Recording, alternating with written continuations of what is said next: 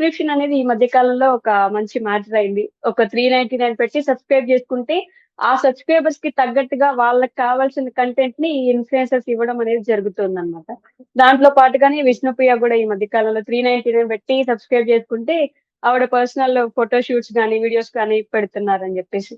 కొంతమంది ఏమంటారంటే అది వాళ్ళ ఇష్టం, వాళ్ళ పర్సనల్ గదా అని. బట్ సొసైటీ వైపు నుంచి ఆలోచిస్తే అలా ఎలా పెడతారు? సొసైటీకి ఏం నేర్పిస్తున్నారు? ఏం చెప్దాం అనుకుంటున్నారని సొసైటీ మాట్లాడుతుంది. మీ అభిప్రాయం ఏంటి మ్యామ్ ఇందులో? నా అభిప్రాయం అంటే నేనైతే ఇలాంటి వ్యవహారాలకి పూర్తి వ్యతిరేకిని. పైగా మొదటి నుంచి బిగ్ బాస్ ని వ్యతిరేకిస్తున్న దాన్ని. బిగ్ బాస్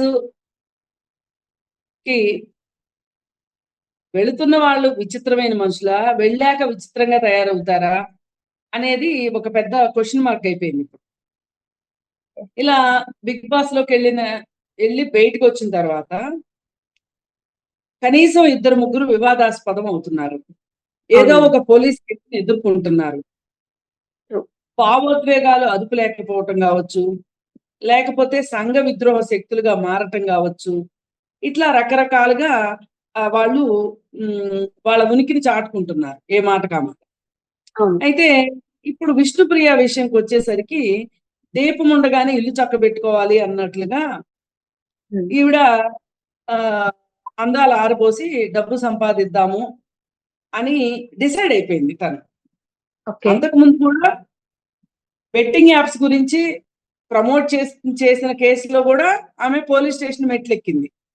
అవును. సరే, మనం పోలీసులు మనం ఎవరిపైన కేసు పెట్టినా, మనం ఎవరిపైన మన పైన ఎవరైనా కేసు పెట్టినా పోలీస్ స్టేషన్ మెట్లెక్కడం తప్పు కాదు. అవును. కాకపోతే ఒక నిందితురాలుగా పోలీస్ స్టేషన్ మెట్లెక్కడమే కాకుండా తద్వారా ఏమీ నేర్చుకోకుండా ఇవాళ మళ్ళీ ఇంకొక కొత్త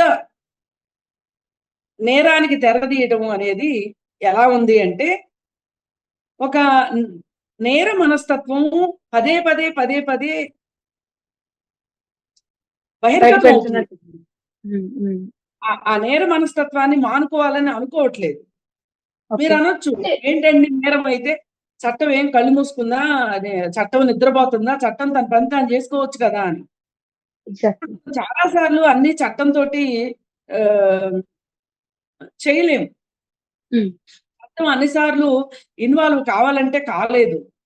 ఓకే. మొత్తం చట్టమే చేసేటట్లయితే హ్మ్. ఆ, సమాజం ఇలా ఉండదు. అందుకని ఎవరికి వాళ్ళకి స్వీయ నియంత్రణ, నైతికత అనేది ఆ రెండు ఉండాలి. ఆ నైతికత, స్వీయ నియంత్రణ లేని వాళ్ళు ఎంతటికైనా ఉమ్, ఎంతటి నేరానికైనా పాల్పడతారు. వాళ్ళు ఉమ్, ఏం ఆలోచిస్తారంటే తప్పు చేయబోయే ముందే చట్టం పరిధిలో నేను ఏ విధంగానైనా శిక్షించబడతానా, చట్టం నుంచి నేను ఎట్లా రక్షించుకోవచ్చు అని చెప్పి ముందుగానే వాళ్ళు న్యాయ నిపుణుల సలహాల మేరకి వాళ్ళ కార్యకలాపాలు కొనసాగిస్తూ ఉంటారు. ఇట్లా ఇవాళ చాలా మంది ఉన్నారు.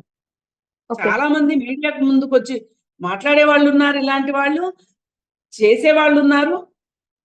బెట్టింగ్ యాప్స్ విషయంలో అయ్యో కుటుంబాలు నాశనం అయిపోతున్నాయి అనే ఒక బాధ వీళ్ళకి ఏ కోశానా లేదు. మాకు డబ్బులు వస్తున్నాయా లేదా, హ్మ్.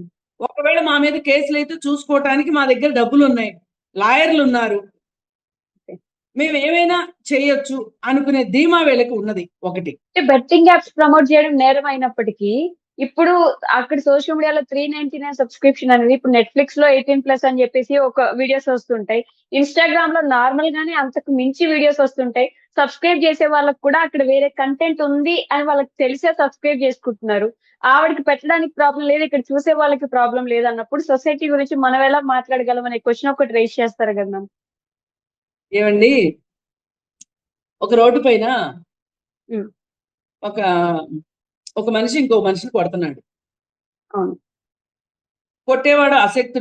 కొట్టేవాడు బలవంతుడై కొడుతున్నాడో, కొట్టించుకునేవాడు అశక్తుడై కొట్టించుకుంటున్నాడో తెలియదు. కానీ అక్కడ ఆ రోడ్డు పైన వెళ్ళే వాళ్ళకి సామాజిక బాధ్యత ఉంటుందా ఉండదా? ఉంటుంది. 100కి కాల్ చేస్తారు. లేదు అనుకుంటే వాళ్ళిద్దరు తగాదాన్ని విడదీస్తారు, ఆపడానికి ట్రై చేస్తారు. అవును. ప్రయత్నం చేస్తారు. హ్మ్. కాకపోతే అక్కడ కూడా కొంచెం కొత్త పుంతలు వచ్చినాయి అనుకోండి. వీడియోలు తీసుకుంటున్నారు తప్పితే 100కి కాల్ చేద్దామని కూడా అనుకోవట్లేదు. ఆ మాత్రం సామాజిక స్పృహ కూడా తగ్గిపోయింది. కరెక్ట్. అలాంటి పరిస్థితుల్లో మనకి నష్టం జరుగుతుందేమో అని ఆలోచించలేని మనస్తత్వంలో ఇవాళ యువత ఉన్నారు, మధ్య ఓకే. వయస్కులు ఉన్నారు, ముసలివారు ఉన్నారు. మనము ఇవి చూడటము అనేది మంచిదా కాదా, మనకేమన్నా నష్టం చేస్తుందా అని ఆలోచించే ఓపికలో తీరికలో లేరు. ఇవాళ ఓకే. సోషల్ మీడియాలో గంటల తరబడి గడిపి సమయాన్ని వృధా చేసుకుంటున్నాము. మనం వృధా అయిపోయిన కాలం మళ్ళీ మనకు తిరిగి రాదు.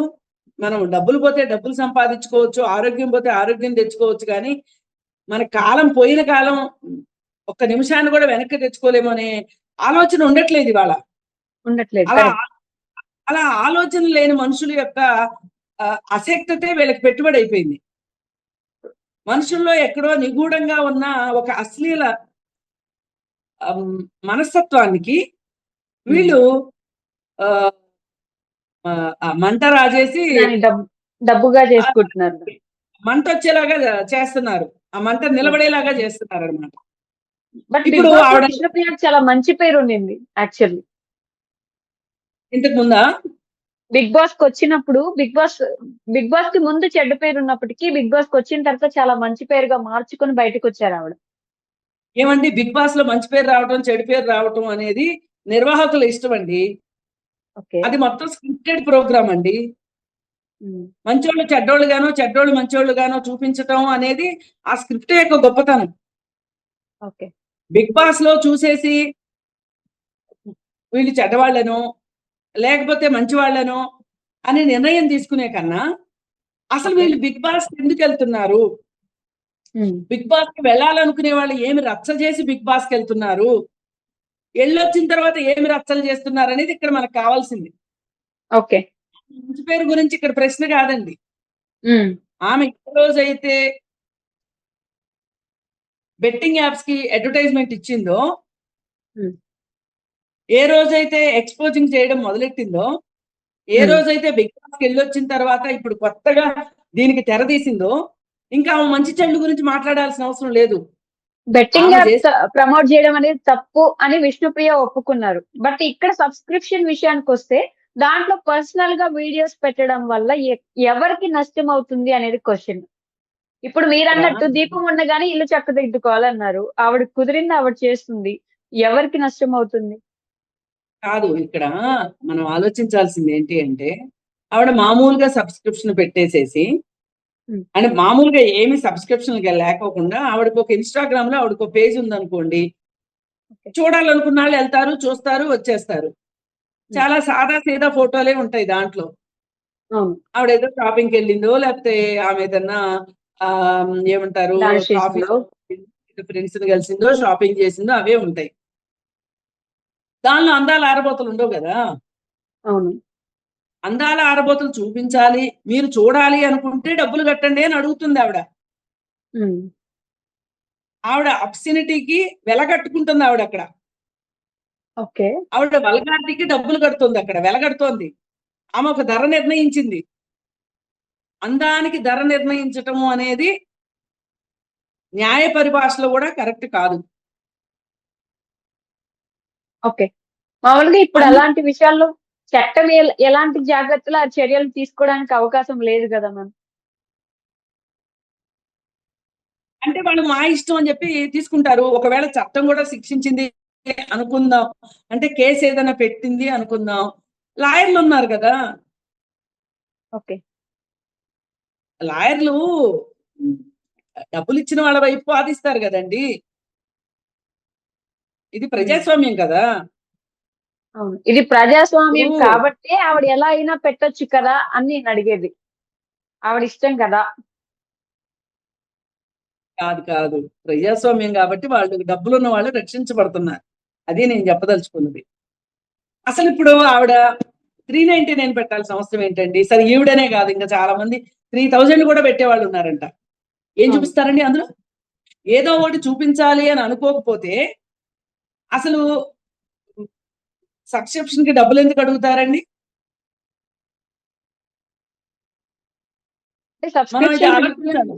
అంటే వాళ్ళు సెపరేట్ గా పెట్టుకొని చూపిస్తున్నారు. అంటే అదే వీడియోస్ నార్మల్ గా పోస్ట్ లో పెట్టే వాళ్ళు చాలా మంది ఉన్నారు. వీళ్ళు మాత్రమే కొంచెం తెలివిగా సబ్స్క్రిప్షన్ పెట్టుకొని పెట్టుకుంటున్నారు అందులో.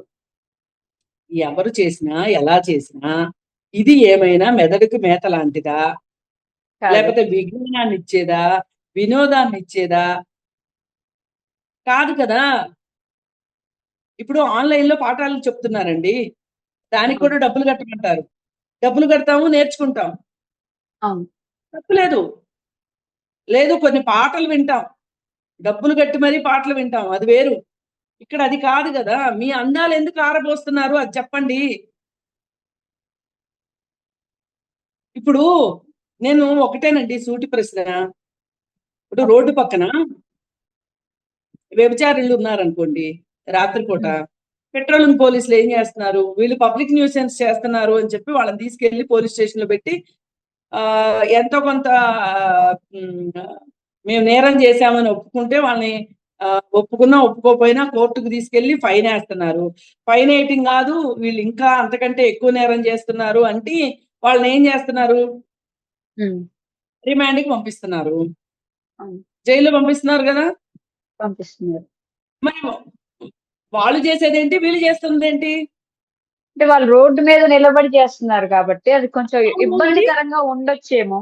ఇది వీళ్ళు ఫోన్ లో కాదు, సోషల్ మీడియాలో పెట్టుకుంటున్నారు. మరి సోషల్ మీడియాలో జరిగేది కూడా అదే కదా. ఉమ్. సోషల్ మీడియాలో కూడా అందరూ రాకపోతే కదండి. అలాంటప్పుడు అన్ని సైట్లు బ్యాన్ అయిపోవాలి కదా మ్యామ్. అలానే నెట్ఫ్లిక్స్ బ్యాన్ అయిపోవాలి. మనము విష్ణుప్రియ ఒకటే ఈ భూమి పుట్టిన తర్వాత తప్పు చేసింది, ఈమె తర్వాత ఇంకెవరు చేయరని నేను చెప్పట్లేదండి. ఉమ్. ఇప్పుడు ఈ టాపిక్ వచ్చింది కాబట్టి మాట్లాడుతున్నాం. ఎవరు ఎస్. చేసినా తప్పే. నెట్ఫ్లిక్స్ ని కూడా ప్రశ్నిస్తున్నామండి మనము. ఆహా ఓటీటీ ప్లాట్ఫామ్ ను కూడా వ్యతిరేకిస్తున్నాము.